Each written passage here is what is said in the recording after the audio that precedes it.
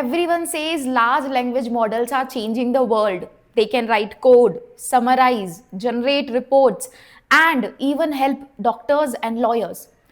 At first glance, it almost feels like they know everything.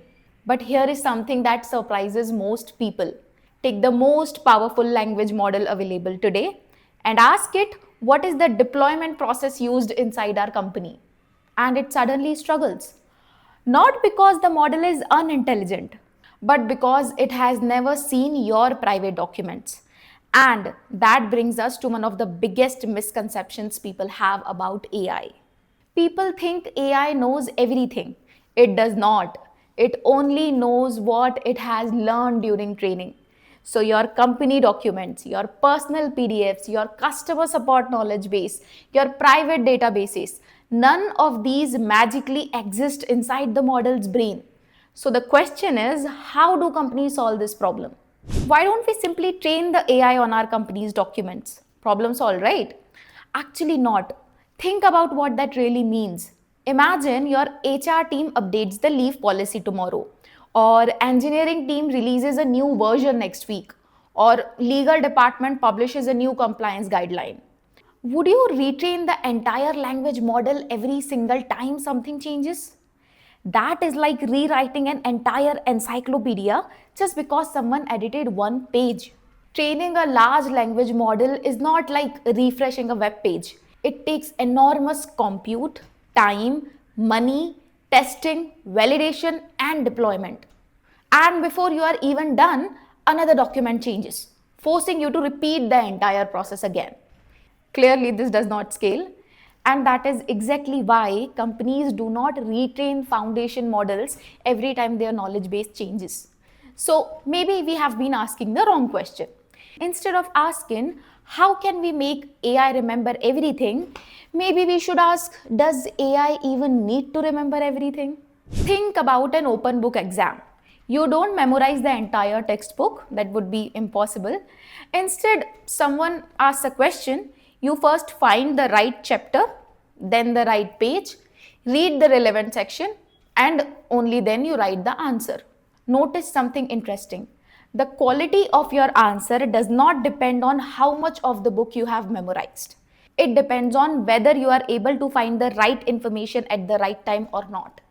This simple idea completely changed how engineers started thinking about this problem. They stopped asking, how can we make AI remember everything? And started asking a much better question. What if the AI didn't have to remember anything? What if it could simply look up the right information before answering? That single shift in thinking became the foundation of something called Retrieval-Augmented Generation, or what you call RAG. So how does RAG actually work? Let us continue with the same example.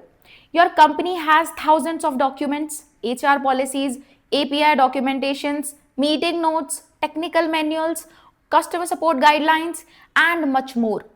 Now, when an employee asks, what is our leave policy? The answer already exists somewhere inside these documents. The challenge is not generating the answer. The real challenge is finding the right information before generating the answer. At a very high level, every RAG system follows just two steps. First, it retrieves the most relevant information. Then, it gives that information to the language model to generate the final answer. Everything else in a RAG pipeline exists only to make these two steps as accurate and efficient as possible. Let us see how that happens. The very first step is preparing the documents. Before users can ask questions, all of the company's knowledge base has to be processed.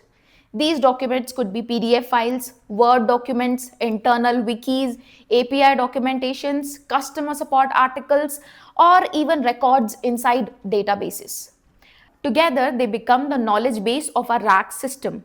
Can we simply send entire 300-page PDF to the language model every time someone asks a question? Not really. It would be slow, expensive, and most language models have limited context window. Even if they could read the entire document, most of that information would be completely irrelevant to the user's question. So instead of treating the document as one huge block of text, We split it into smaller, meaningful sections. These sections are called chunks. Think back to the open book exam. If someone asks you about chapter 8, you do not reread the entire textbook again. You only read the few pages that contain the answer. Chunking follows exactly the same idea. Instead of searching through one massive document, the system searches through thousands of smaller pieces, making it much easier to find the right information and the right information only. Now, we have solved one problem but created another. Imagine we have split all of our documents into thousands of chunks.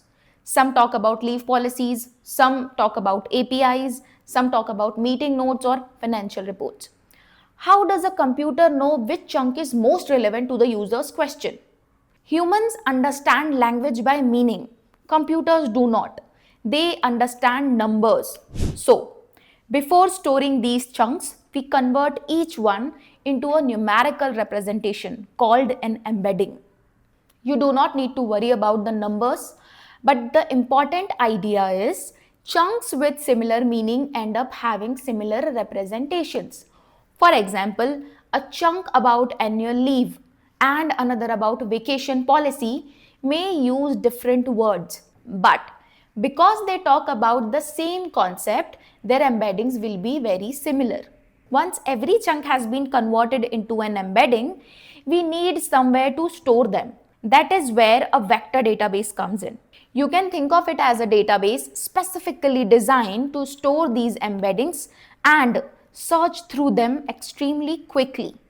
Whenever new documents are added to the company, they go through the same process: split into chunks, convert into embeddings, and then stored inside the vector database.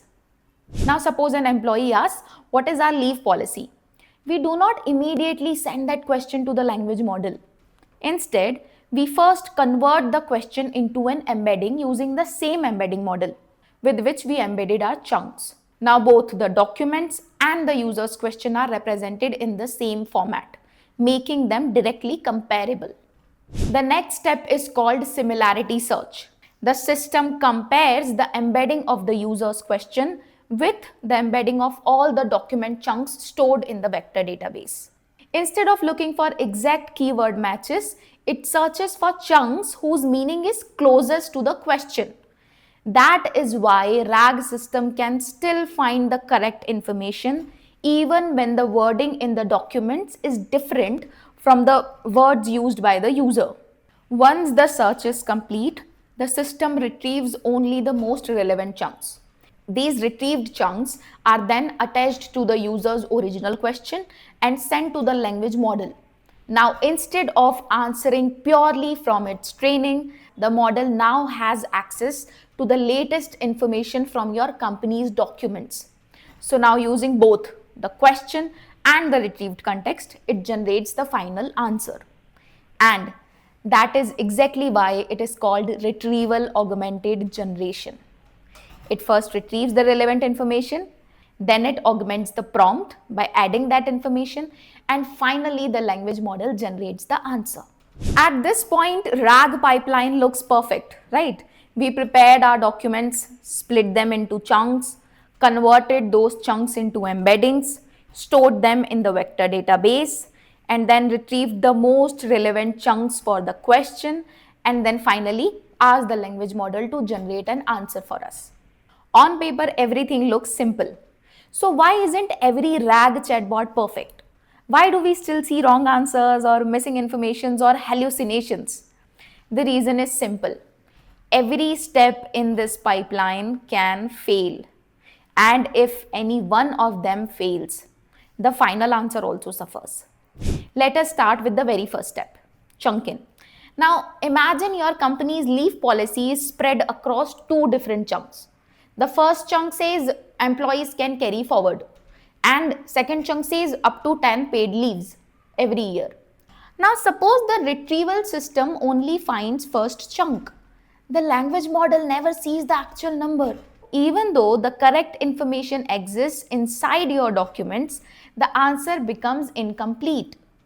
The problem wasn't the language model, it was the chunking strategy. That is why choosing the right chunking strategy is one of the most important decisions when building the production rack system. I've created this video on choosing the chunking strategy for production rack systems. You can watch it here, or I'll also leave the link at the end of the video. Now let us assume we fix the chunking. Can the system still fail? Absolutely. Imagine an employee asks, how many vacation days do I get? But your company's documents never use vacation days. Instead, they use a term like annual leave. A weak embedding model may still fail to understand that both phrases mean the same thing. As a result, the correct document is never even retrieved. Once again, the language model wasn't the problem. The retrieval system could not understand users' intent. That is why choosing the right embedding model plays a huge role in retrieval quality. I have created a guide you can use while choosing the embedding model for your rack system. Again, you can watch it here, or I'll also leave the video at the end. Now, suppose we also improved the embeddings. Is that enough? Not always. Traditional rack pipelines show that they rely only on semantic search, which is excellent at understanding meaning. But what happens when someone searches for error code 248, invoice number 10452, or some API version 2.3.1? These are not semantic concepts anymore. They are the exact keywords. A pure vector search may miss them, even though the documents exist. That is why many production systems combine semantic search with traditional keyword search. This is an approach. This approach is called hybrid search. Let us say hybrid search successfully retrieved the correct documents. Does that guarantee the best answer now? Still no. Imagine the system retrieves 10 relevant chunks, but the most useful one is ranked 10th instead of 1st. Now, since the language model can only process a limited amount of context, that best chunk might never even reach it. The information was retrieved, but it wasn't prioritized correctly. This is exactly why production systems use rerankers, which takes the retrieved results and reorder them so the most relevant information is sent to the language model first. Even after all this, there are still challenges.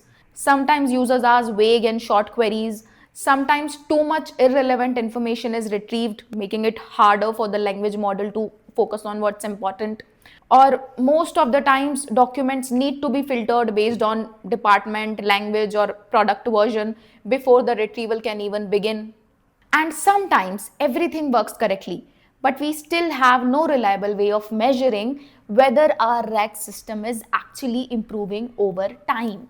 That is why building a production-ready rack system is much more than connecting a vector database to a language model.